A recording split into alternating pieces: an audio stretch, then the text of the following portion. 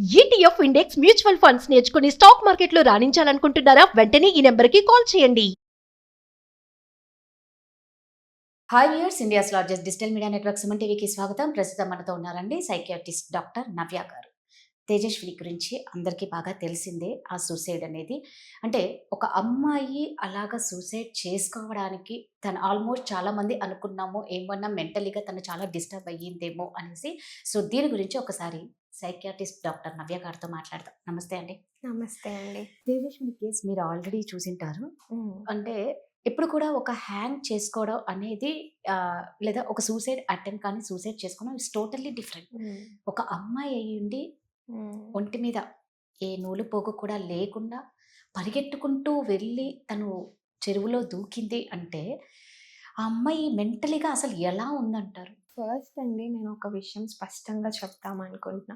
ఇదొక సెన్సేషనల్ స్టోరీలా కాకుండా ఒక మెంటల్ హెల్త్ Yes. అవేర్‌నెస్ ఇన్సిడెంట్‌లా మనం గుర్తించాలి. ఎందుకు అంటే ఇలాంటి సిమిలర్ ప్యాటర్న్స్ ఆఫ్ బిహేవియర్ మనం సైకియాట్రిక్ పేషెంట్స్‌లో కూడా మనం చూస్తూ ఉంటాం. ఫర్ ఎగ్జాంపుల్ స్కిజోఫ్రీనియా అంటాం, సైకోసిస్ అంటాం. దీంట్లో ఏం జరుగుతుందంటే వాళ్ళకి హాల్యూసినేషన్స్ అంటే మాటలు వినిపిస్తూ ఉంటాయి. ఎవ్వరికీ వినిపించని మాటలు వాళ్ళకి చెవులో వినిపిస్తూ ఉంటాయి. అంటే వాళ్ళకి కమాండ్ చేస్తూ ఉంటాయి.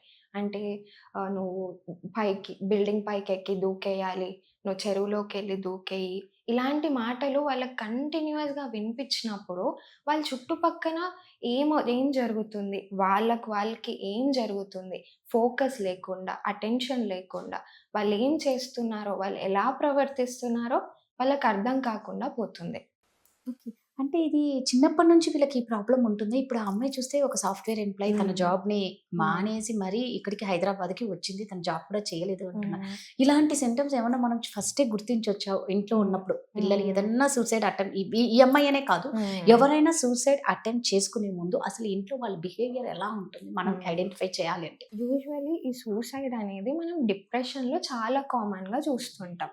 కానీ ఈ స్కిజోఫ్రీనియా, సైకోసిస్ ఇలాంటి కండిషన్స్‌లో గూడా చూడొచ్చు. ఈ డిప్రెసివ్ సింప్టమ్స్ ఎలా ఉంటాయంటే వీళ్ళు చాలా లోగా నార్మల్‌గా అందరితో మాట్లాడే వ్యక్తి సడెన్‌గా లో అయిపోవడం, ఎవరితో మాట్లాడకపోవడం, ఏ పని చేయకపోవడం. ఇంతకుముందు వాళ్ళు చాలా యాక్టివ్‌గా ఎన్నో పనులు చేసుకొనుంటారు. కానీ అవన్నీ నుంచి విత్‌డ్రా అయిపోవడం, లోన్‌లీగా ఉండడం, సరిగ్గా అందరితో ఇంటరాక్ట్ అవ్వకపోవడం, అంటే చిన్న పని చేసినా ఎక్కువ అలసిపోవడం. ఇలాంటివి మెయిన్ సింప్టమ్స్ ఉంటాయండి. అంటే వాళ్ళ బిహేవియర్ కూడా ఇంతకుముందు కన్నా మనకి డిఫరెన్స్ కనిపిస్తుంది క్లియర్‌గా. అంటే ఫర్ ఎగ్జాంపుల్ వాళ్ళకి ఇంతకుముందు సినిమాకెళ్ళడం అంటే ఇష్టం. ఇప్పుడు సినిమాకెళ్దాం పదా అంటే నాకు ఇంట్రెస్ట్ లేదు, నాకు రావాలనిపించట్లేదు. ఇలాంటివి మనం కొన్ని హింట్స్ లాగా తీసుకోవాలి. అండ్ వాళ్ళు కొన్ని కొన్ని హింట్స్ కూడా ఇస్తుంటారు. నాకు లైఫ్ మీద హోప్ పోయినట్టు అనిపిస్తుంది, నేను వేస్ట్ ఏమో, నా లైఫ్ దేనికి పనికి రాదేమో అన్న థాట్స్ వాళ్ళొచ్చినప్పుడు చిన్న చిన్నగా వాళ్ళు కన్వే చేస్తూ ఉంటారు. అప్పుడు మనం గుర్తించాలి ఇలాంటివి. And one more thing is ఇవి ఒకేసారి రావండి. ఫర్ ఎగ్జాంపుల్ డిప్రెషన్ అంటే ఇప్పుడు మనం సోషల్ మీడియాలో చూసుకుంటే చాలామంది డిప్రెషన్ అనే టర్మ్‌ని చాలా క్యాజువల్‌గా యెస్. వాడుతున్నారు. అవును. అవును. కానీ ఈ 2 డేస్ సాడ్‌నెస్, 2 డేస్ హ్మ్. బాధ వస్తే అది డిప్రెషన్ కాదండి. ఓకే. కంటిన్యూయస్‌గా ఒక 2 వీక్స్ కన్నా ఎక్కువ ఇలాంటి బాధగా ఉండడం, ఏ హ్మ్. పని చేయాలనిపించకపోవడం, కొద్ది పని చేసినా తొందరగా అలసటలాగా అనిపించడం, తినాలననిపించకపోవడం, నిద్ర కూడా సరిగ్గా పట్టకపోవడం, ఇలాంటి మెయిన్ సింప్టమ్స్ కనిపిస్తాయి. అప్పుడు మనం డిప్రెషన్ డయాగ్నోసిస్‌కి రావాలి. ఓకే. ఈ అమ్మాయికి డిప్రెషన్ ఉండి ఉండొచ్చా అంటే ఉండొచ్చు. సివియర్ డిప్రెషన్ విత్ సైకోసిస్ అని అంటాం. సో, సైకోటిక్ ఫినామినన్ కూడా మనకు కనిపిస్తూ ఉంటది. ఇప్పుడు అంటే ఇక్కడ ఈ తేజస్విని విషయంలో మళ్ళా చూసుకుంటే, ఆ అమ్మాయి చనిపోయింది అన్న బాధ అంటే వాళ్ళ తల్లిలో ఎక్కడ ఎవరికీ కనిపించలేదు. అంటే సేమ్ ప్రాబ్లమ్ వాళ్ళ తల్లికి కూడా అలాంటిదే ఉంటుందా? అసలు పట్టించుకునే వాళ్ళు ఎవరు లేకపోవడం బాధ. ఒక బిడ్డ పోయింది అంటే తల్లికి ఎలా ఉంటుంది? దట్టు అలా వెళ్ళి అలా చేసుకుంది అంటే అది చాలా అసలు వాళ్ళే ఇంక బయటకొచ్చి న్యాయం చేయండి సంథింగ్ ఏదో ఒకటి చేయాలి. తనెళ్లి అడిగినా కూడా తనేం రెస్పాండ్ అవ్వట్లేదు. సైకియాట్రిక్ ఎవాల్యుయేషన్ మనం కంప్లీట్‌గా చేయలేదు కాబట్టి, మేబీ వాళ్ళ మదర్‌కుందేమో, ఈమెకి డయాగ్నోసిస్ ఉందేమో అని చెప్పడం అనెథికల్. కానీ యూజువల్లీ ఏమవుతుందంటే మనకు జెనెటిక్ లోడ్ అంటే జెనెటిక్ వల్నరబిలిటీ అంటాం. పేరెంట్స్‌కి ఉన్నప్పుడు పిల్లలకి తక్కువ ఏజ్‌లోనే వచ్చే ఛాన్స్ ఉంటది. సో, సిమిలర్ అంటే నేను విన్న న్యూస్ రిపోర్ట్స్‌లో వాళ్ళ మదర్‌కి కూడా ఏదో సైకియాట్రిక్ రిపోర్ట్ ఉంది అనేసి ఒక పోలీస్ ఆఫీసర్ చెప్తుంటే నేను విన్నాను. సో, పేరెంట్స్‌కున్న లేకపోతే first degree, second degree relative అంటాం. అంటే మేనమామ, మేనత్త ఇలాంటి వాళ్ళకున్న మనకొచ్చే ఛాన్స్ ఈజీగా ఉంటదనమాట. ఇప్పుడు ఫర్ ఎగ్జాంపుల్ మనం క్యాన్సర్ తీసుకుందామండి. క్యాన్సర్ అనేది ప్లాస్టిక్ వల్ల, ఎన్విరాన్మెంటల్ Yes. ఫ్యాక్టర్స్ వల్ల వస్తుంది. కానీ దానికి జెనెటిక్ లోడ్ అనేది ఉండాలి. ఫస్ట్ మన బాడీలో జీన్స్ డిఫెక్టివ్‌గా ఉండాలి. 2 హిట్ హైపోథెసిస్ అంటాం. ఒక పాథాలజీ టర్మ్ అన్నమాట. ఫస్ట్ ఒక హిట్ ఏంటి? ఆల్రెడీ డిఫెక్టివ్ జీన్స్ ఉంది Yes. బాడీలో.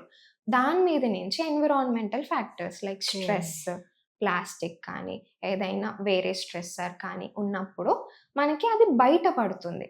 Okay. So, similar to cancer పాథాలజీయే మన సైకియాట్రిక్ కండిషన్స్ కూడా ఉంటాయి. సో, అంటే ఇప్పుడు ఫైనల్‌గా ఇలాంటి లక్షణాలు కనిపించిన వెంటనే ఇప్పుడు మీరు ఇందాక అన్నారు, బాగా మాట్లాడేవాళ్ళు సైలెంట్ అయిపోయారు. సినిమా ఇంట్రెస్ట్ ఉన్న వాళ్ళు తగ్గిపోయింది. అంటే టోటల్లీ వాళ్ళు కొంచెం కొంచెం చేంజ్ అవుతూ ఉంటారు. అప్పుడు వెంటనే ఏం చేయాలి పేరెంట్స్? అంటే ఎవరి దగ్గరికి వాళ్ళని కౌన్సిలింగ్‌కి తీసుకొని రావాలనా? లేకపోతే వాళ్ళకి ట్రీట్మెంట్ అప్పటి నుంచి స్టార్ట్ చేస్తే బెటరా? ఫస్ట్‌లీ అండి మైల్డ్ సింప్టమ్స్ ఉన్నప్పుడు కౌన్సిలింగ్స్‌తో, థెరపీస్‌తో ట్రీట్ అవుతుంది. అంటే వాళ్ళ క్లోజెస్ట్ పర్సన్ ఒకరు ఉంటారు. Yes. అంటే అందరికి ఒక క్లోజెస్ట్ పర్సన్ ఉంటారు. వాళ్ళతో వాళ్ళు మాట్లాడుకోగలగాలి. వాళ్ళు అన్ని ఎక్స్‌ప్రెస్ చేసుకోగలగాలి. సో, ఇలాంటి సింప్టమ్స్ వాళ్ళకి నెగెటివ్ థాట్స్ రావడం లైఫ్ పైన, సెల్ఫ్ పైన, వాళ్ళ సెల్ఫ్ వర్త్ తగ్గిపోవడం ఇలాంటివి ఉన్నప్పుడు ప్రొఫెషనల్ హెల్ప్ అనేది ఖచ్చితంగా తీసుకోవాలి. అండ్ తేజస్విని మ్యాటర్‌లో కూడా చూస్తే మనం సోషల్ మీడియాలో కమెంట్స్ అన్నీ చదివా నేను. అందరూ చదువుకున్న వాళ్ళు కూడా క్షుద్ర పూజలు చేశారేమో, బ్లాక్ మ్యాజిక్ చేశారేమో అని కమెంట్ చేశారు. కానీ ఒక్క కమెంట్ కూడా మేబీ ఇది సైకియాట్రిక్ ప్రాబ్లమ్ అయ్యి ఉండొచ్చు అని ఒక్క కమెంట్ కూడా నాకు కనిపించలేదు. అప్పుడు నాకు అనిపించింది ఇంత ట్రీట్మెంట్ గ్యాప్, ఇంత అవేర్నెస్ లేకుండా ఉన్నాము మనము అనేసి. ముందే గుర్తించి yes. ఉంటే మనం ఈ స్టేజ్ వరకు రాకపోయి ఉండొచ్చు. రైట్, మీరు అన్నది కరెక్ట్ అండి.